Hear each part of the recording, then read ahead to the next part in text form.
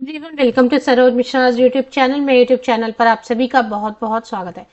नवोदय विद्यालय संगठन की तरफ से नई भर्ती एडवर्टीजमेंट रिलीज हुई है 15 मार्च को, जिसमें कि 1377 1377 नॉन टीचिंग पोस्ट है। सभी परमानेंट पोस्ट है। सेंट्रल गवर्नमेंट ऑटोनोमस बॉडी है ये, तो सेंट्रल गवर्नमेंट की जॉब रहेगी और परमानेंट स्थायी जॉब रहेगी। इसमें कुछ लोगों की जो क्वेरीज हैं कि ये ऑल इंडिया लेवल पर है या किसी स्टेट से, एक खास स्टेट से आई है वैकेंसी, किसी खास राज्य से आई है। तो सबसे पहले बता दूं कि ये ऑल इंडिया लेवल पर वैकेंसीज आई हुई हैं। तो ऑल इंडिया लेवल पर कंपटीशन के थ्रू जो है सिलेक्शन होगी। वीडियो में हम डिस्कस कर लेंगे क्योंकि 1377 पोस्ट बहुत ज्यादा भी नहीं है, लेकिन ठीक है, एक अपॉर्चुनिटी आई है तो वो भी मिस क्यों करें। तो जो भी उसकी डिटेल्स है, जैसे कि एज क्राइटेरिया हर पोस्ट के लिए, सिलेक्शन प्रोसेस क्या रहने वाला है, क्वालिफिकेशन क्या होने वाली है। कुछ तो ऐसे पोस्ट हैं जैसे कि जूनियर सेक्रेटेरिएट असिस्टेंट की पोस्ट है या स्टेनोग्राफर की। इसके लिए तो कोई भी 12th पास, ग्रेजुएट, पोस्ट ग्रेजुएट कोई भी अप्लाई कर सकते हैं। तो वो पोस्ट जो उनकी डिटेल्स आप ज्यादा देख लें। बाकी कुछ पोस्ट ऐसे स्पेसिफिक रहेंगे, जैसे नर्सिंग का है, नर्स का है, तो उसमें नर्सिंग का सर्टिफिकेट चाहिए। तो जो भी जिस पोस्ट के लिए क्वालिफिकेशन चाहिए, एज क्राइटेरिया, सिलेक्शन क्राइटेरिया, वो सब हम डिस्कस करेंगे। तो पहले ये पॉइंट क्लियर हो जाए कि ये ऑल इंडिया लेवल पर वैकेंसीज आई है, किसी एक खास स्टेट से नहीं, पूरे देश भर से आई हुई है वैकेंसीज। जहां जहां भी नवोदय विद्यालय में वहां पर वैकेंसीज फिल की जाएंगी। रेसिडेंशियल स्कूल है ये, तो रेसिडेंशियल सिस्टम है, तो रेसिडेंस वगैरह प्रोवाइड कराया जाता है। टीचिंग स्टाफ को तो कराया जाता है, नॉन टीचिंग स्टाफ के लिए देखना होगा। एप्लीकेशन डेट की भी बात कर लेते हैं कि एप्लीकेशन डेट क्या है। और क्योंकि अभी सिर्फ रिक्रूटमेंट एडवर्टीजमेंट रिलीज हुई है, इसमें एप्लीकेशन की डेट या लास्ट डेट ये दोनों नहीं दिए हुए हैं, तो कब तक आ सकते हैं ये सारी चीज आगे वीडियो में चेक करेंगे। 15 मार्च को recruitment drive 2024 non teaching post के नाम से नवोदय विद्यालय समिति ने एडवर्टीजमेंट रिलीज कर दी है। Recruitment of female staff nurse assistant section, इसमें पोस्ट का नाम कवर पहले भी कर दिया है, तो इसमें टाइम वेस्ट होगा, तो पोस्ट का नाम कवर नहीं करेंगे। डायरेक्ट जो है ना हम क्वालिफिकेशन वगैरह देखेंगे। अब इसमें क्या है ना, 650 जवाहर नवोदय विद्यालय हैं all over India, 650 Jawahar Navodaya Vidyalaya all over India, और इसके अलावा इनके 8 रीजनल ऑफिसेज हैं। तो 650 और प्लस 8 कर दे, 658 जो है ना, और प्लस 7 NLIs है, मतलब खास खास जगह पर है, तो वो सब ऐड कर देंगे आप। तो इन जगहों पर ही रिक्रूटमेंट या पोस्टिंग होगी। तो चलिए अभी देख लेते हैं। और कुछ हेडक्वार्टर्स भी हैं, तो उन सब में पोस्टिंग होने वाली है। तो assistant section officer, audit assistant, junior translation officer, legal assistant, stenographer, computer operator, junior secretariat assistant, multitasking staff, headquarter या रीजनल ऑफिसेज में इनकी पोस्टिंग होगी। ये जो जहां जहां हेडक्वार्टर और रीजनल ऑफिसेज हैं, ऊपर देख लें आप कहां कहां पे लिखा है, वहां पे पोस्टिंग होगी। फिर ट्रांसफरेबल जॉब होती है, 3 4 5 साल में ट्रांसफर देते रहते हैं ऑल ओवर इंडिया में कहीं पर भी। Female staff nurse, catering supervisor, junior secretariat assistant, electrician cum plumber, lab attendant and mess helper, इनके जवाहर नवोदय विद्यालय बाकी जो यूनिट्स हैं ऑल ओवर इंडिया वहां पर पोस्टिंग होगी। सबसे पहले फीमेल स्टाफ नर्स से कवर कर लेते हैं, फिर रिक्रूटमेंट क्या है, कैसे होगी। अप्लाई डेट के बारे में पहले सबसे पहले बात कर लें। एप्लीकेशन डेट, क्योंकि रिक्रूटमेंट एडवर्टीजमेंट जल्दी जल्दी में इसलिए इन्होंने निकाला क्योंकि इलेक्शन शुरू होने के पहले जो है ना आचार संहिता लागू हो जाती है, और आचार संहिता में फिर कोई भी नया विज्ञापन वगैरह जारी नहीं होता है, तो इसलिए विज्ञापन जारी करके रख दिया। अभी 1 वीक या 10 दिन के अंदर वो डिसाइड करेंगे क्या डेट सुटेबल है एप्लीकेशन की वगैरह, और उसके बाद 1 वीक के अंदर या 10 दिन के अंदर आपको एप्लीकेशन की डेट, ज्यादा से ज्यादा 1 हफ्ते या 10 दिन में आपको एप्लीकेशन की डेट जो है मिल जाएगी। इसमें इसलिए मेंशन नहीं किया है क्योंकि हो सकता है कुछ डिसीजन में टाइम लगे, तब तक आचार संहिता आ जाती और फिर मैटर जो है अटक जाता। इसके लिए अभी फटाफट में निकाल दिया इन्होंने। एडवर्टीजमेंट आने के तुरंत बाद ही ऑनलाइन एप्लीकेशन के भी आ जाएंगे 1 वीक में। फीमेल स्टाफ नर्स के लिए कवर करेंगे 121 पोस्ट, UR मतलब 85 जो पोस्ट हैं जनरल कैटेगरी के लिए, जो किसी भी रिजर्व कैटेगरी में नहीं आएंगे वो UR में अप्लाई करेंगे। तो इनकी क्वालिफिकेशन से ही सीधे हम कवर करते जाएंगे, सो दैट जो है ना थोड़ा वीडियो थोड़ी लंबी जरूर हो रही है, लेकिन सभी पोस्ट के लिए डिटेल्स कवर हो जाएंगी एक साथ में। तो स्टाफ नर्स के लिए अब यहाँ पर अपर एज लिमिट के लिए एक बात समझ लें कि ये जो अपर एज लिमिट लिखा रहता है ना, ये हमेशा जनरल कैंडिडेट्स के लिए रहता है। अगर आप किसी रिजर्व कैटेगरी से हैं तो उसमें एज में रिलैक्सेशन सभी पोस्ट पे मिलेगी, अपर एज लिमिट में रिलैक्सेशन। तो फीमेल स्टाफ नर्स के लिए बीएससी ऑनर्स इन नर्सिंग होना चाहिए, या regular course in BSc nursing होना चाहिए, या फिर पोस्ट बेसिक बीएससी नर्सिंग होना चाहिए, और रजिस्टर्ड एज नर्स और nurse midwife with any state nursing council. 2.5 साल का 2.5 years का एक्सपीरियंस होना चाहिए, मिनिमम 50 बेडेड हॉस्पिटल में after acquiring your qualification. 35 years and below वाले कैंडिडेट अप्लाई कर सकते हैं इसमें, और इसमें एज में रिलैक्सेशन कैटेगरी कैंडिडेट्स को मिलेगा, वो देखना है। सैलरी बहुत अच्छी है, 44,900 की बेसिक पे है, मतलब 65,000 आराम से सैलरी बनेगी। असिस्टेंट सेक्शन ऑफिसर की कवर करेंगे हम, लेकिन इसमें एक्सपीरियंस कैंडिडेट को ले रहे हैं तो फिर ये यूज का नहीं है, तो जिनके पास एक्सपीरियंस है ऑलरेडी वो देख लें, क्योंकि एसेंशियल में एक्सपीरियंस मेंशन किया हुआ है, फ्रेशर के लिए नहीं है। अगर आप कॉमर्स ग्रेजुएट है तो ऑडिट असिस्टेंट की पोस्ट देख लें। डिजायरेबल में एक्सपीरियंस है, मतलब मैंडेटरी नहीं है, विदाउट एक्सपीरियंस, बिना एक्सपीरियंस फ्रेशर भी अप्लाई कर सकते हैं। बीकॉम होना चाहिए, परसेंटेज नहीं मांग रहे हैं। लेवल 6 35,400 की बेसिक पे है, तो अराउंड 50 to 2,000 जो है ना सैलरी बनेगी। 30 years अपर एज लिमिट है, और ये upper age limit general candidates unreserve category के लिए, अगर आप किसी रिजर्व कैटेगरी से हैं तो एज में रिलैक्सेशन मिलेगी।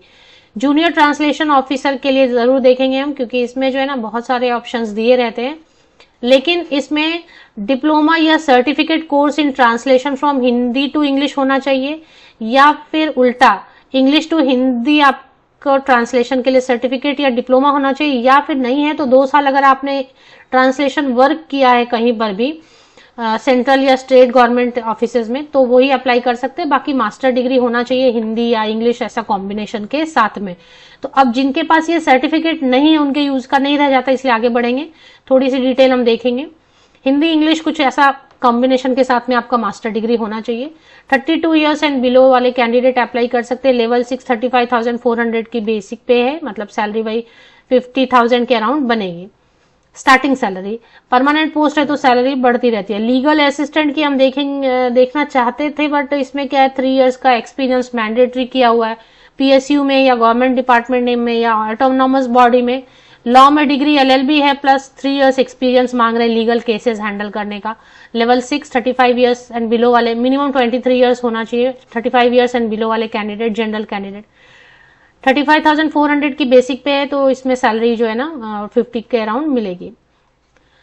डिजायरेबल में जो लिखा रहता है उस पर बहुत ध्यान देने की जरूरत नहीं है। डिजायरेबल वाली चीज मतलब है तो ठीक है, नहीं है तो डिजायरेबल क्वालिफिकेशन या डिजायरेबल एक्सपीरियंस, मतलब वो मैंडेटरी नहीं होता है। स्टेनोग्राफर की पोस्ट जरूर देखें।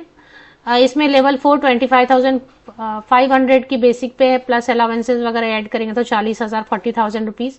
27 years तक के कैंडिडेट जो है ना अप्लाई कर सकते हैं इसमें।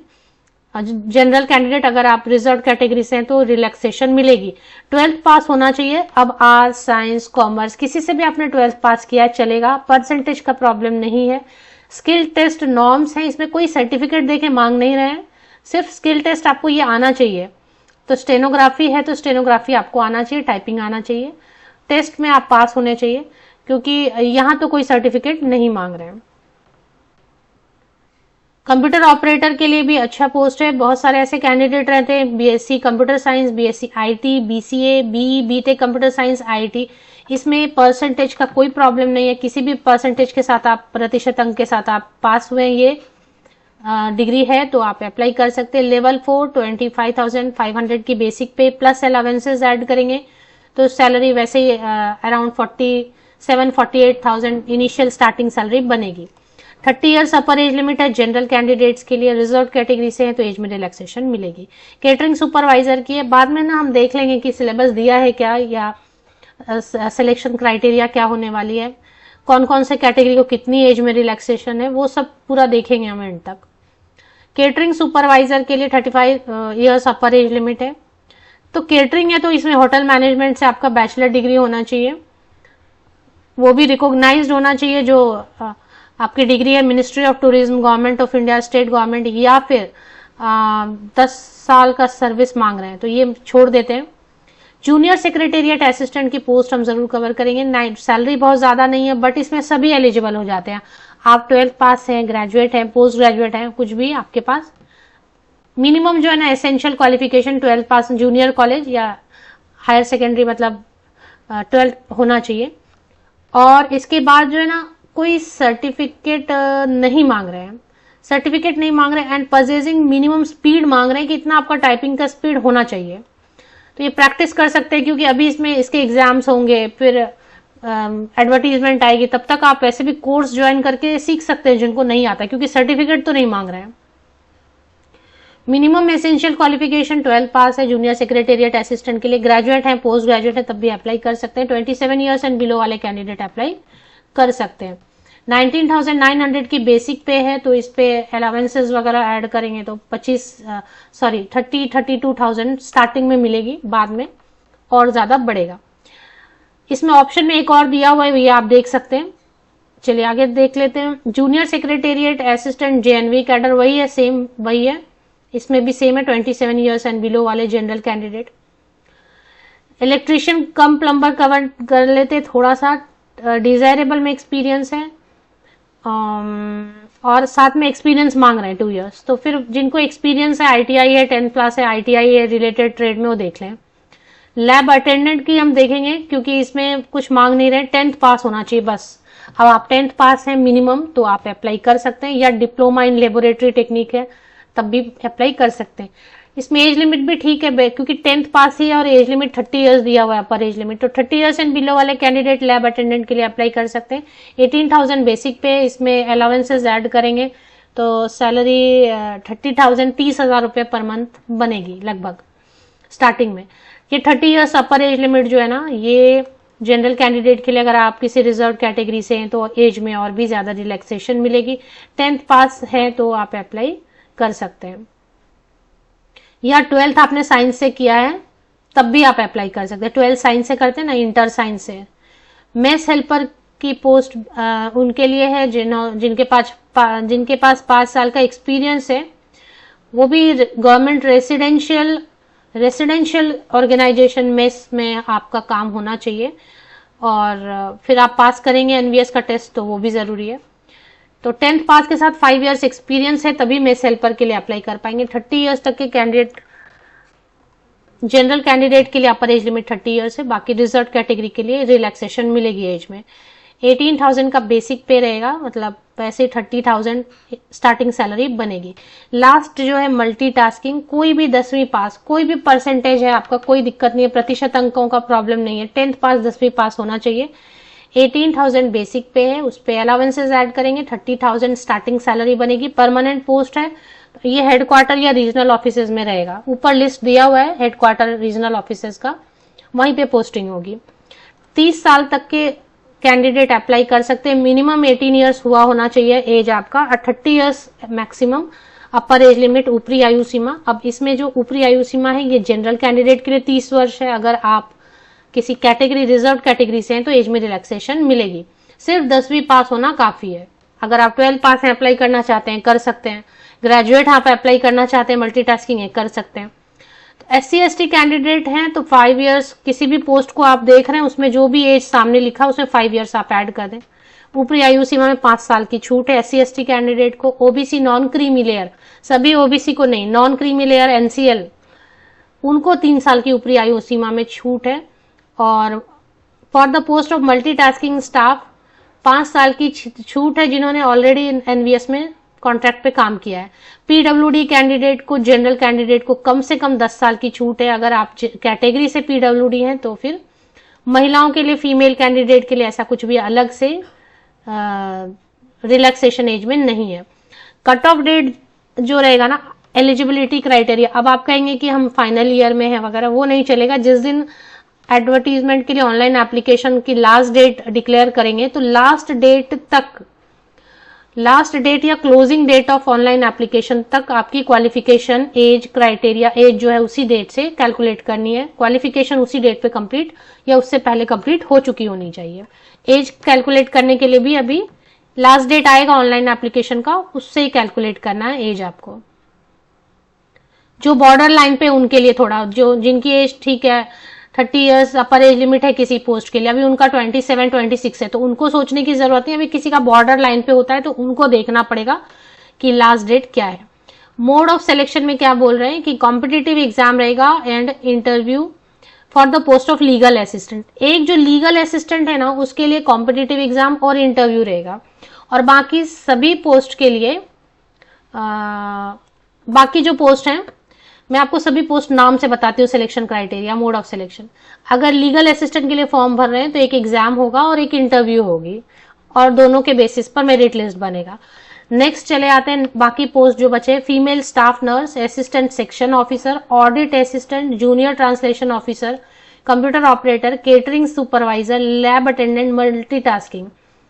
इनके लिए जो सिलेक्शन होगा ना वो सिर्फ एग्जाम होगा, कोई इंटरव्यू नहीं, कुछ नहीं, बस एग्जाम होगा, मेरिट लिस्ट बन जाएगा, डॉक्यूमेंट वेरिफिकेशन, ज्वाइनिंग, ये हो गया। इसके बाद चले आते हैं कुछ पोस्ट ऐसे होते हैं जिसमें कि उनको ट्रेड टेस्ट लेना होता है, स्किल टेस्ट। तो stenographer, junior secretariat assistant, headquarter and RO, junior secretariat assistant JNV cadre, electrician cum plumber, mess helper, इन सब के लिए कॉम्पिटिटिव एग्जाम भी रहेगा और फिर स्किल टेस्ट भी रहेगा, क्योंकि ये इलेक्ट्रीशियन है या स्टेनोग्राफर, इसमें स्किल टेस्ट होना जरूरी है, तो वो एक होगा। कंप्यूटर पे हो सकता है, टाइपराइटिंग हो सकता है, स्टेनोग्राफी टेस्ट हो सकता है। ये एग्जाम जो होंगे सबके लिए एग्जाम तो होंगे, तो सभी स्टेट में पेज नंबर 13 पे दिया हुआ कौन कौन से स्टेट में जो है एग्जाम होने वाले, तो ये स्टेट पूरे सभी स्टेट में होंगे, कुछ ना कुछ एक दो सेंटर जरूर, कम से कम सभी जगह 2, 4, 5 सेंटर बनाए गए हैं, तो वो देख लेना है आपको। सेंटर आप चूज कर सकते हैं, आप अपनी प्रेफरेंस दे सकते हैं, ये हो गया। और इसके बाद जो है ना स्कीम ऑफ एग्जामिनेशन में बता दिया, जैसे अलग अलग पोस्ट के लिए है, तो रीजनिंग एबिलिटी जैसे फीमेल स्टाफ नर्स का है वैसे ही सभी के लिए वैसे ही रहेगा, रीजनिंग रहेगा सभी में। देखें आप एक चीज, रीजनिंग रहेगा, क्वांटिटेटिव एप्टीट्यूड रहेगा, लैंग्वेज टेस्ट रहेगा, हिंदी या इंग्लिश, हिंदी एंड इंग्लिश का, कंप्यूटर पर क्वेश्चंस रहेंगे और इसी तरीके के क्वेश्चंस रहेंगे।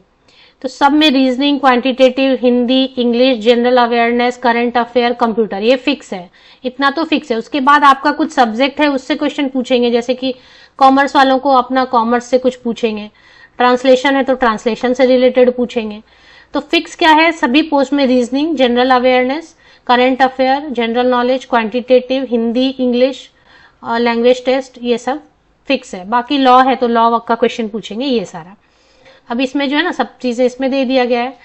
अब सिलेबस वगैरह नीचे देख लेते हैं, 20 पेज पे हैं फिलहाल, हम आगे देखते हैं अगर सिलेबस दिया या फिर अलग से सिलेबस ही अपलोड करेंगे। एग्जाम की अगर बात करेंगे तो फीस की बात कर लेते हैं। फीस जो है ना स्टाफ नर्स के लिए केवल 1000 रुपीज है, प्लस 500 है general, EWS and OBC non creamy layer के लिए, 1500 रुपीज सिर्फ स्टाफ नर्स के लिए है, और SC ST PWD के लिए 500 रुपीज है। बाकी सभी पोस्ट के लिए टोटल 1000 रुपीज एप्लीकेशन फीस है, general, EWS and OBC non creamy layer candidates के लिए, और SC ST PWD कैंडिडेट के लिए टोटल फीस 500 है। ये हो गया। इसके बाद जनरल इंस्ट्रक्शंस दिए हुए, नेगेटिव मार्किंग वगैरह रहेगा, नेगेटिव मार्किंग रहने वाले हैं। Only Indian nationals are eligible to apply, केवल भारतीय जो है अप्लाई करेंगे। There will be negative marking for wrong answer, 1/4 marks negative marking रहेगा। क्वेश्चन जो है ना हिंदी और इंग्लिश में रहेगा। आप अगर हिंदी में कंफर्टेबल है हिंदी में पढ़ के आंसर कर सकते हैं, इंग्लिश में कंफर्टेबल है इंग्लिश में कर सकते हैं। मोस्टली ऑनलाइन एग्जाम ही होते हैं और इसमें जो है ऑनलाइन एग्जाम ही होते हैं, लेकिन देखते हैं फिर कभी कभी चेंज भी होता रहता है। स्किल टेस्ट वगैरह तो वो बताएंगे बाद में, उसके लिए फिर सिलेक्टेड कैंडिडेट की लिस्ट आएगी, उनको फिर इंस्ट्रक्शन अलग से मिलेंगे। कॉम्पिटेटिव एग्जाम के लिए है कि नेगेटिव मार्किंग होगी। अब इसमें सिलेबस नहीं दिया है तो सिलेबस अलग से, वो सिलेबस इसमें अटैच नहीं है, सिलेबस अलग से आएगा। पहले से भी सिलेबस कुछ रहेंगे तो वो आपको देखना है, या सर्च करती हूँ मैं पिछले साल जो एग्जाम हुए हैं लास्ट ईयर, उनके एग्जाम के सिलेबस क्या है वो भी देख सकते हैं, या फ्रेश सिलेबस ये अपलोड करेंगे वेबसाइट पे। ऑनलाइन एप्लीकेशन की डेट 1 हफ्ता से 10 दिन के अंदर आ जाएगी। बाकी ये PDF की लिंक आपको मैं वीडियो के डिस्क्रिप्शन बॉक्स में प्रोवाइड कर देती हूँ, डिस्क्रिप्शन बॉक्स को नीचे तक स्क्रॉल डाउन करके चेक कर लें।